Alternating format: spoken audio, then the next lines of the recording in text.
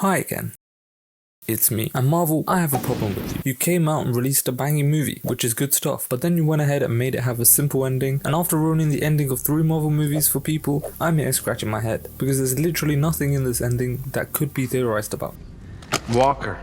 However, with the insane post-credit scene, I've managed to figure out where this ending may lead us. But before that, as always, this is just a theory, and theory can only take you so far, so you have been warned. And also, a huge spoiler warning unless you want to be obliterated with spoilers into the void, so come back after you have watched it. Now just to recap, the movie ends with a group hug with the Thunderbolts allowing Bob to overcome the void and returns New York back to temporary safety because let's not forget, Kingpin is still mayor there. Hey, you're garbage! Is that it? Then Val tricks the Thunderbolts into a press conference where she announces to the world that these guys are the new Avengers, and the film just ends, just like that, making my job a lot harder, because with such a quick ending, how on earth am I supposed to decipher the secret teases that everything may not be what it seems? However, this is where the post-credit scenes come in, because in the first one we see Alexei promote their cereal, but that's not important. But what is important is the arrival of the Fantastic Four into the main MCU timeline, and at first, it seems as though they're arriving to this Earth to warn everyone about Doom, like what Bruce Banner did in Infinity War. And you wouldn't be wrong in thinking so, but we also do know that the Fantastic Four First Steps movie is set in an alternate universe, so for them to enter the main MCU timeline, something must happen in their universe for them to have to leave it. For example, Galactus eating their Earth. But then again, is Marvel really gonna spoil the big twist of a surprise ending for one of their most anticipated movies to audiences in the movies just before? No, right? Like, Marvel definitely aren't known for spoiling important surprises in upcoming movies purely for marketing purposes.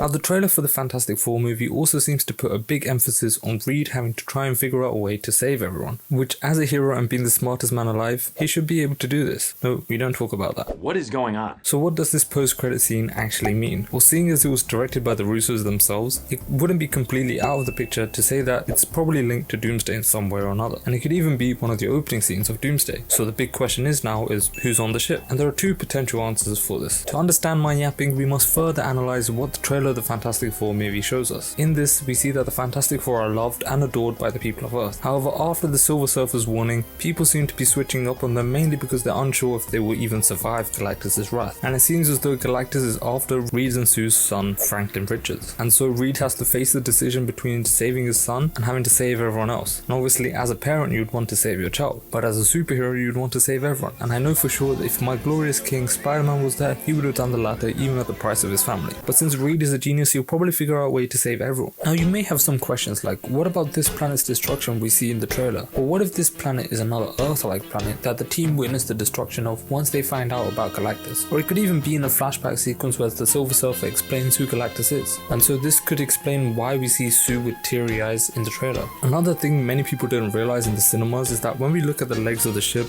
in the post-credit scene, there are 4, and that's pretty fantastic. Say that again?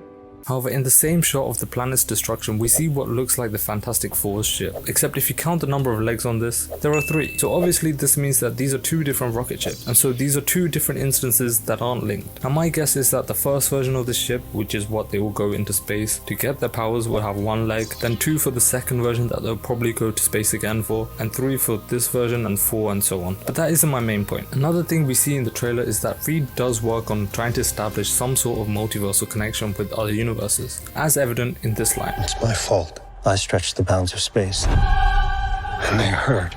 We can also see by his chalkboard that Reed is definitely working on this as well, since there is a Carter-Penrose diagram, which is a theoretical diagram which shows the existence of a parallel universe, but also a sketch of a multiversal wormhole. Now in the comics, we do see that Reed does make this multiversal connection through this device known as the bridge, which I go into more detail in this video. Basically, it's a kind of portal that you can travel to different universes, and Reed would most likely use this as a way of trying to save everyone from whatever threat is out there. However, and we're about to go into insane theory mode here, the answer to solving this multiversal connection issues might just be found in his unborn, possibly born, child Franklin Richards. In the trailer we do find out that Sue is pregnant with a child, and readers and fans of the Fantastic Four know that this is their first child, Franklin Richards, and he's basically the most powerful being alive, and he can create literal universes, and he's a key player in Secret Wars, so naturally any villain would want to take his powers. So Galactus is probably coming to Earth to steal his powers to then return to his original universe, or to use him to create like a never-ending buffet of planets for him to eat. But this is where the issue lies. Let's let's assume that Galactus is successful in munching up the Earth, and the Fantastic Four are trying to save as many people as possible. Realistically, how many people can actually fit in that ship? Definitely not the entire human population. So the only real way to save everyone would be to use Franklin's powers to transport everyone to safety. But considering the title of the movie, it's safe to assume that Franklin Richards is in fact a baby.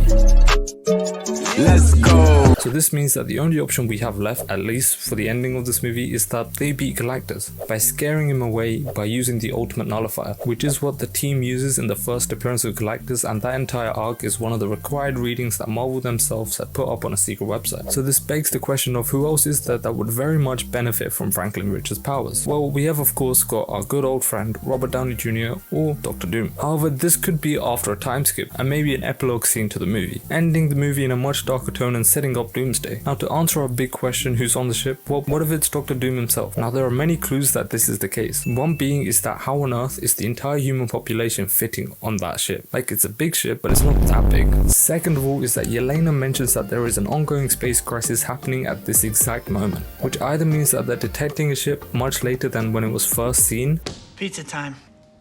You're late. which is reasonable since Sam could have also blocked them from receiving any info until they physically saw the attacks. Or this is the second multiversal entry into this universe, with the first being the Fantastic Four and the X-Men, since in a recent interview, Alan Cummings, the one who plays Nightcrawler, said that he fights Pedro Pascal in a scene. And I'm sort of learning these fights. I'm like, what? Who am I fighting with? And I said, you're hitting Pedro Pascal against the head or something. So this could mean that they use Franklin's powers to get them to the X-Men universe, and naturally the X-Men would initially fight the imposters, until Charles reads their minds and realize that they're the good guys. And so they head to Dr. Doom's next target, Earth 616, to warn them about the coming conflict and to help them. What does Earth 616 have that Doom wants? Well, anything really. He might be collecting anchor beings, which might be Doctor Strange or Spider-Man, or maybe someone else, and it could be looking for something else, probably the 10 Rings or Miss Marvel's bands. Hence the ongoing space crisis Yelena is talking about is most likely the arrival of the X-Men and the Fantastic Four into Earth 616 using Franklin's powers. And so Doom tries to chase them down using the nearest available ship, and that's what we see in the post-credit scene. However, of course, we have the issue that the background score for the scene was the Fantastic Four theme, which doesn't make sense if it's Doom, but with this next idea, it could potentially work.